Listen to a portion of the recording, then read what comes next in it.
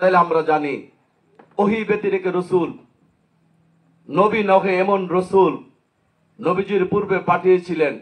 কোন সময়, কেন পাঠিয়েছিলেন, কোন সময়তে তারা দায়িত্ব পালন করেছিল? সূরা মায়েদার 19 নম্বর আয়াত খুলে দেখুন। নবীগণের মধ্যবর্তী সময় ফাত্রাতে পিওট আমি রসুল ব্যবস্থা জারি রেখেছি, মানুষ যেন বলতে না পারে আমাদের কাছে কেন রসুল পাঠালে না। তাহলে এই রসুলগুলি কখন? নবীগণের মধ্যবর্তী সময়।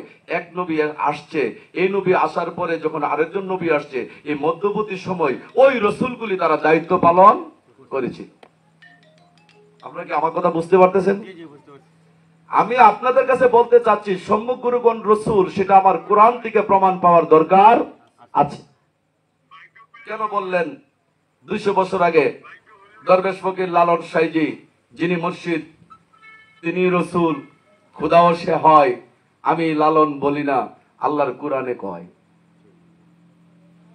তাহলে সম্মুখ গুরুগণ রসুল, সেটা আমার নবী আসার আগেও ছিল।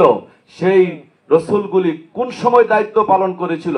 সূরা মায়েদার 19 নম্বর আয়াতে প্রমাণ করে, নবীগণের মধ্যবর্তী সময় আমি রসুল ব্যবস্থা জারি রেখেছি, মানুষ যেন বলতে না পারে হে মা, আল্লাহ আমাদের কাছে কেন রসুল পাঠালো না। যদি রসুল পাঠাইতো আমরা পবিত্র হয়ে যাইতাম, মুমিন হয়ে যাইতাম, সেই কথা বলার সুযোগ নাই। এখন আপনাদের মাঝে আমি জানতে চাই, আদম আলাইহিস সালাম দুনিয়ার জগতে আসার পরে, আদম আলাইহিস সালামের পরে কে আসলো? শীষ। শীষ কিন্তু নবী ছিল না, তিনি রসুল, তিনি ছিলেন রসুল। এই যে ওহী ব্যতিরেকে রসুল, তিনি ছিলেন ওহী ব্যতিরেকে রসুল, তিনি নবী না। মুসা আলাইহিস সালাম দুনিয়ার জগতে শুভ আগমন করলেন। মুসা আলাইহিস সালাম দুনিয়ার জগতে শুভ আগমন করার পর তিনি ভাই মুসা হারুনকে রসুল বানিয়ে দিয়ে গেলেন, কারণ তিনিও ওহী ব্যতিরেকে রসুল, তিনিও নবী না। তাইলে বোঝা গেল যে এই 1450 বছর পরে আমরা যে বলছি যার যার গুরু তার তার রসুল, সেটা শুধু 1450 বছর পরে না, সেটা 1450 বছর আগেও ছিল। আদম আলাইহিস সালামের পর থেকে সেই রসুল ব্যবস্থা জারি ছিল। তাই সূরা বাকারার 87 নম্বর আয়াত খুলে দেখুন, আল্লাহ পাক বলেন মুসা নবীর পরে আমি রসুল ব্যবস্থা ধারাবাহিকভাবে ব্যবস্থা রেখেছি। রসুল ব্যবস্থা মুসা নবীর পরে আমি রসুল ধারাবাহিকভাবে জারি রেখেছি, যাতে কোনো মানুষ কোনো বলতে না পারে। এখন আপনাদের কাছে আমার প্রশ্ন, ঈসা নবী দুনিয়ার জগতে শুভ আগমন করার কয়শো বছর পরে আমার নবীজি দুনিয়াতে আসলো?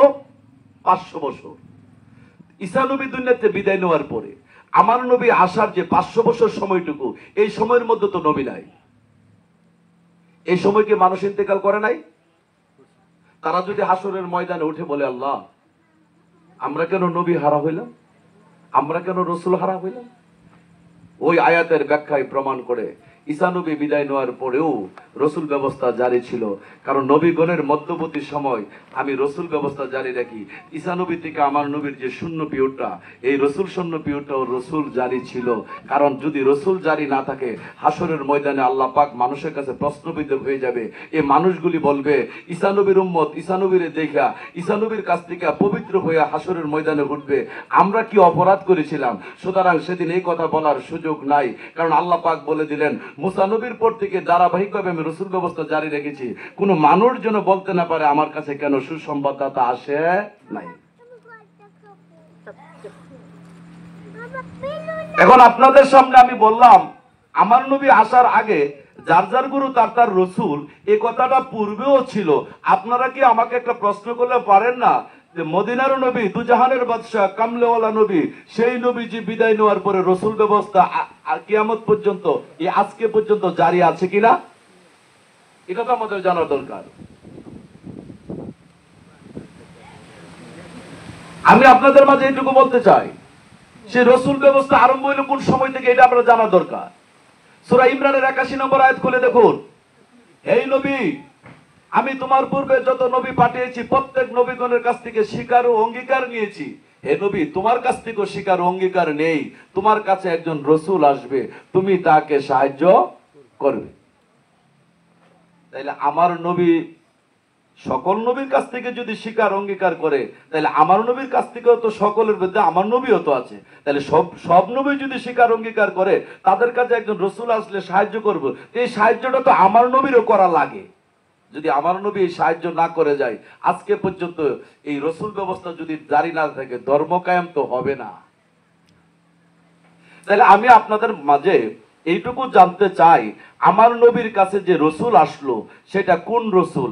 যাহারা সম্যকগুরু রসুল মানেন না, 1450 বছর আগে নবী মোহাম্মদ সাল্লাল্লাহু আলাইহি সাল্লামকে রসুল মানেন। আমি যদি আপনার কথাতে যাই, নবী যদি শেষ রসুল হয়, তাইলে আয়াতে আসলো প্রত্যেক নবী সাহায্য করবো একজন রসুলকে। আমার নবীকে যদি শেষ রসুল ধরেন, তো নবী কাকে ধরবেন?